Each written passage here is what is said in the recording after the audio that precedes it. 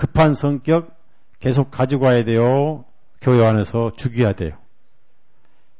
느긋하고 만만디 성격 교회 앞에서 바꿔야 돼요. 그대로 가지고 와야 돼요. 예? 성격도 예수님 성격으로 바꿔야 돼요. 그게 교육이에요. 그게 대패질이에요. 대패질. 예? 아이고 바꾸고 싶은데 안 돼.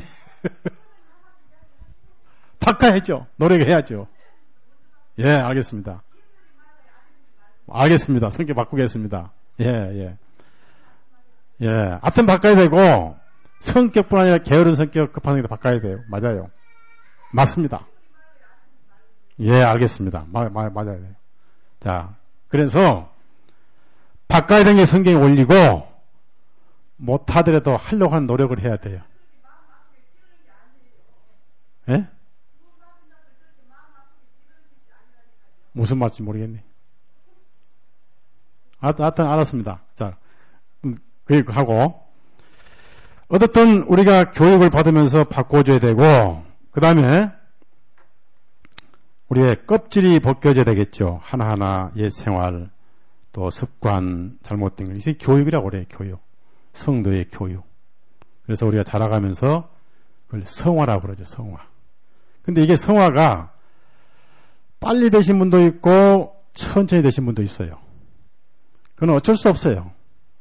어떤 분은 빨리 성화되신 분도 있고 어떤 분은 천천히 성화되신 분이 있는데 분명한 것은 성화되고 싶은 마음이 있다는 거예요. 예. 그 마음은 다 있는 거예요. 근데 환경에 따라 달라요. 시대를 잘 태어나야 되고 또 영적인 환경을 잘 태어나야 되고 또 가정 환경도 중요한 거예요. 가정이 전부 그리스도인의 환경이라면은 금방 성화되죠. 근데 가정이 혼자 구원받았다 참 어렵습니다. 예. 그러나 확실히 닮아가고 싶은 본능이 있다는 거예요. 예. 이것이 새 생명 받은 성도의 특징입니다. 자, 이렇게 된 다음에 촉이 세워져서 드디어 은받침에 말뚝이 받친다 그 말이에요. 그러면 모금 위에 딱 세워져 가지고 성막을 세울 수 있는 판이 세워지는 것이죠. 이렇게 해서 교회가 세워지는 모습을 여기서 볼 수 있고, 근데 분명히 여기까지는 개개인이에요. 개개인. 아무리 구원받고 확실한 복음에 서 있다 할지라도 개인이 있으면 혼자는 열매가 없습니다. 반드시 건물 안에서 그러한 판때기가 모여져 가지고 집이 지어지고 건물 안에서 이 제장이 일을 하고 섬기는 것이지 판때기에 혼자 서 있으면 집이 지어질 수 없다 하는 거. 그래서 이것을 하나하나 맞춰가지고 드디어 울타리가 만들어지는데 거기에 뭐가 필요합니까? 바로 띠가 필요하더라 아닙니까? 띠가. 그래서 띠를 만드는데 띠를 만들 때는 5개씩 띠를 만들었더라는 얘기죠. 그러니까 외편으로 양편이죠. 바깥편으로 띠를 만들고 안편으로 띠를 만들고 그 다음에 가운데 또 보이지 않는 띠가 있어요. 이거 아주 중요한 그 가르침인데요. 먼저 띠를 좀 봅시다. 26절부터 30절까지 가시겠습니다. 26절 30절까지 있습니다. 너는 조각목으로 띠를 만들지니 성막 이편 널판을 위하여 5이요. 성막 절편 널판을 위하여 5이요. 성막 뒤 곧 서편 널판을 위하여 5이며 가운데 28 널판 가운데 있는 중간 띠는 이 끝에서 저 끝까지 미치게 하고 그 널판들을 금으로 싸고 그 널판들의 띠를 꿰일 금고리를 만들고 그 띠를 금으로 싸라. 너는 산에서 보인 식양대로 성막을 세울지. 여기 보면은 5씩 그러니까 총 20개니까 5개씩 이렇게 띠를 묶었어요. 5은 항상 안식이죠. 교제 가운데 안식을 확인하는 것입니다. 교제 가운데. 그래서 교회는 가족적인 교회가 좋다. 수가 몇 천 명, 몇만 명도 좋겠지만은 몇만 명, 몇천 명, 몇만 명도 반드시 서로 삶을 확인하고 서로 깊이 교제하는 가족적인 교제가 중요하다 하는 것이죠. 이것은 외적으로 보이는 띠입니다. 그 다음에 외적으로 보이는 띠가 있는가 하면은 안쪽의 띠는 끊어지지 않고 끝에서 끝으로 이어져요. 그 28절 보면 널판 가운데 있는 중간 띠는 이 끝에서 저 끝까지 미치게 하고 그렇습니다. 그래서 이게 보이지 않는 띠가 더 중요한데요. 출애굽기 36장 찾아봅시다.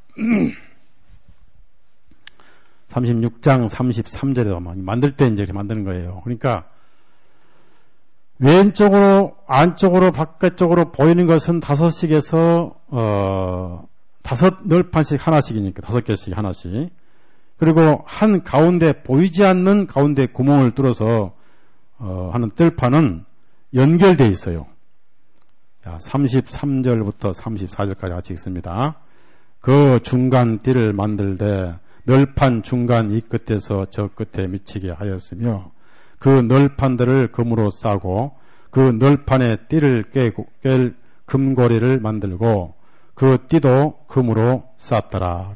그러니까 이 가운데 띠는 끊어지질 않았어요. 뭘 말합니까? 예수 그리스도의 성령에 의해서 모든 성도들은 영이 연결되어 있다는 얘기죠. 중간에 끊어지면 안 되죠. 울타리가 허물어져 버리니까. 그것이 성령님의 교통을 의미합니다. 성령님의 교통은 눈에 보이지 않지요. 마음이 전부 하나가 되죠. 그렇게 해서 울타리가 전부 연결돼 가지고 혼자 서 있으면은 울타리가 될 수 없는데 가운데 기둥이 전부 가운데 띠가 연결돼 가지고 직사각형 울타리를 전부 세워주기 때문에 밖에서 아무리 5개씩 묶여있는 띠를 하나 뗀다 하더라도 가운데 띠가 연결되어 있기 때문에 중간중간 5개씩 울타리가 무너지질 않는다. 그래서 하나님께서 세우실 때 밖에는 5개씩 묶여있다 할지라도 안에는 하나가 끼어 연결되어 있기 때문에 이 집은 허물어지지 않는 집이 된다는 얘기죠. 이것이 예수님의 교회입니다.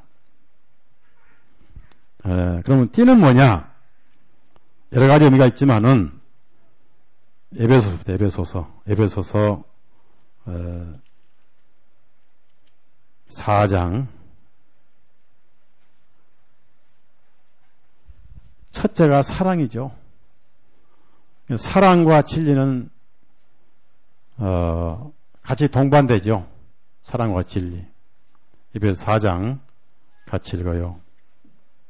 1절에서 여기서 제일 중요한 단어 중에 하나가 하나라는 단어입니다. 하나. 이것이 각 널판이 서로 서 있게 하는 띠죠. 띠. 4장 1절부터 6절까지 같이 읽습니다. 그러므로 주 안에서 갇힌 내가 너희를 권하노니 너희가 부르심을 입은 부름에 합당하게 행하여 모든 겸손과 온유로 하고 오래 참음으로 사랑 가운데서 서로 용납하고 평안에 매는 줄로 성령의 하나 되게 하신 것을 힘써 지키라. 몸이 하나이요 성령이 하나이니 이와 같이 너희가 부르심의 한 소망 안에서 부르심을 입었느니라. 주도 하나이요 믿음도 하나이요 심내도 하나이요 하나님도 하나이시니 곧 만유의 아버지시라. 만유에 계시고 만유를 통일하시고 만유 가운데에 계시도다. 여기서 가장 중요한 단어는 하나라는 게 하나. 그러니까 내적으로 띠가 하나가 돼서 울타리가 하나로 묶여진 것은 바로 여기서 사랑이라고 강조하죠. 사랑만이 하나가 될 수 있다. 강조를 하는 거예요. 띠가 하나야 된다. 중요한 것입니다. 그러면은 사랑이 하나가 되려면 뭐가 하나야 돼야 돼요? 진리가 하나가 돼야 돼요. 진리가. 그래서 믿는 것과 아는 일에 하나가 된다. 믿는 것만 하나만 되게 안 되고 아는 것도 하나가 돼야 돼요. 13절 보시면은 이게 이어진 말씀이죠. 그 하나가 되기 위해서 세워진 것이 뭐예요? 사도, 선지자, 복음 전하는 자, 혹은 목사, 교사예요. 하나가 되기 위해서 세워진 게 뭐예요? 선지자, 사도, 복음 전하는 자, 목사, 교사다. 13절 보면은 우리가 다 하나님의 아들을 믿는 것과 아는 일에 하나가 되어. 그래서 믿는 것과 아는 일에 하나가 되어. 그래서 이 띠는 뭡니까? 띠는 완전히 하나가 되는 겁니다. 묶어주는 거예요, 서로. 서로 묶어줘서 하나가 됐을 때 그 집은 허물어지지 않고 거기에 하나님이 사시는 집이 된다는 거예요. 근데 이 시대에는 하나가 안 되더라고. 정말 힘들더라고. 몇십 년 동안 하나하라는 말을 그렇게 많이 외쳐왔지만은 어렵더라고. 왜 안 되느냐 하면은 중요한 것은 깎아지지 않았더란 얘기예요. 깎아지기 힘들더란 얘기죠. 동일한 모습으로 깎아져야 되는데 그게 쉽지 않더라니. 그래서 띠가 들어가다가 막혀버리고 또 한쪽은 뜨고 한쪽은 들어가고 이것이 말씀으로 교육이 돼야 되고 훈련이 돼야 되고 그렇게 해서 이 가르침은 판들이 다 똑같이 비슷비슷하게 만들어져야 된다. 그래서 띠가 5판을 똑같이 외쪽 안쪽에서 붙고 가운데 구멍을 뚫어서 처음부터 끝까지 연결이 되고 이렇게 해서 하나가 돼야만이 교회가 되는 거예요. 그동안 우리 교회는 하나가 안 되는 게 많이 보였어요. 그러면서 껐다가면 그걸 목사에다 핑계 대죠. 목사를 해봐야 돼요. 우리 교회처럼 쉽게 편안하게 해준 교회도 없어, 대한민국에. 내가 다 다녀봤지만. 근데 다녀보면은 어디 여기 말고 더 편하게 할 수 있는 기술 하지만은 손에 꼽을 정도예요. 내가 알아요, 그걸. 알기 때문에 성경대로 가보려고 했는데 그걸 몰라요. 가보지 않고는 모르는 거예요. 어떻든 하나가 돼야 돼요. 그래야만 이 판이 서 있고 띠를 둘러서 띠가 전부 하나로 묶여진 다음에 위에 성막이 덮여졌더라는 얘기입니다. 마지막으로 우리가 배울 게 하나 있는데 뭐냐면은 이렇게 쓸모없는 우리 인간 옛 죄성이 깎여지고 은받침 위에 세워지기 전에 중요한 사실 하나 있어요. 그게 뭐냐면은 그 판에 금으로 쌓더라 하는 얘기입니다. 아주 중요한 말씀입니다. 그 판을 금으로 쌓더라. 자, 26절, 26절, 29절. 굉장히 중요한 말씀이에요. 하나님께서 만드실 때 전부 복음의 의미를 감추신 거예요. 우리가 얼른 볼 때는 왜 이렇게 복잡하게 쓰셨는가? 그렇지만 그 깊이 들어가면 전부 그 속에 복음의 의미가 들어있어요. 29절 같이 읽습니다. 그 널판들을 금으로 싸고 그 널판들의 띠를 꿰를 금고리를 만들고 그 띠를 금으로 싸라. 너는 산에서 보인 식양대로 성막을 세울지니라. 그 널판들을 금으로 싸고 그랬습니다. 이것은 믿음으로 칭의가 입혀진 것이요. 칭의. 그러니까 실 속성은 쓸모없는 조각 아카시아 나무 덩어리인데 널판으로 이것을 쌌을 때는 외적으로 볼 때는 금덩어리잖아요. 금덩어리. 바로 하나님이 보실 때는 귀한 성도란 얘기죠. 예수님 밖에서는 쓸모없는 불태워지고 말라빠진 조각목에 불과하지만은 복음 안에서는